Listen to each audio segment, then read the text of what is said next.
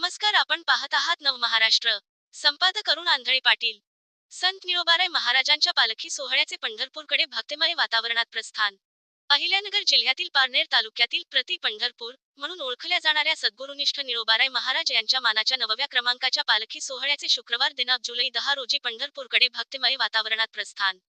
टाळ मृदंगाच्या गजरात एकोबा तुकोबा निळोबा गजरात व हरिनामाच्या जयघोषात निळोबाराय महाराज यांच्या मानाच्या 9व्या क्रमांकाच्या पालखी सोहळ्याचे पंढरपूरकडे भक्तिमय वातावरणात प्रस्थान झाले. हाती टाळ व भगव्या पताका, गळ्यात मृदंग, कपाळी गंध व मुखी अखंड हरिनाम अशा अतिशय भक्तिमय वातावरणात पालखीचे प्रस्थान झाले. यावेळी सारा परिसर भक्तिरसाने न्हाऊन निघाला होता.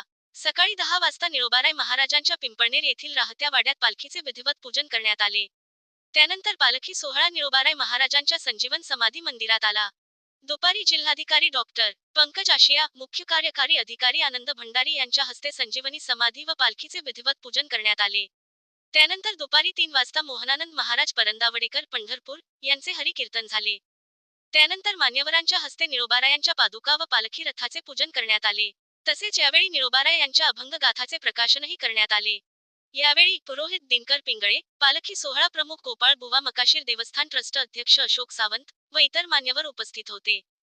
प्रत्येक वारकऱ्यांनी वारी करताना अंतःकरण शुद्ध ठेवले तर वारी सार्थकी लागते. तर चला पाहूया थोडक्यात संत निळोबाराय हे कोण होते. संत निळोबा हे महाराष्ट्रातील वारकरी संप्रदायातील एक थोर संत आणि जगद्गुरू संत तुकाराम महाराजांचे परमशिष्य होते.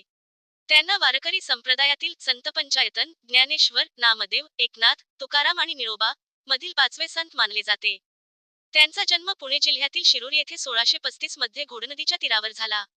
त्यांचे मूळ घराणे शिरूरचे वतनदार कुलकर्णी होते. भक्ती आणि अनुग्रह निळोबा हे प्रभू रामचंद्राने स्थापन केलेल्या रामलिंगाचे निस्सीम उपासक होते. भक्तीमध्ये व्यत्यय नको म्हणून त्यांनी आपले कुलकर्ण वतन सोडून दिले. संत तुकाराम महाराजांची प्रत्यक्ष भेट न झाल्यामुळे तुकोबांच्या वैकुंठगमनानंतर त्यांनी तुकारामांच्या दर्शनासाठी 42 दिवस उपोषण आणि अनुष्ठान केले. त्यांची भक्ती पाहून संत तुकारामांनी त्यांना दृष्टांत देऊन अनुग्रह दिला. कार्य आणि चमत्कार त्यांनी पत्नी मैनाबाई यांच्यासोबत पंढरपूर, आळंदी, देहू अशी नियमित पायी वारी सुरू केली.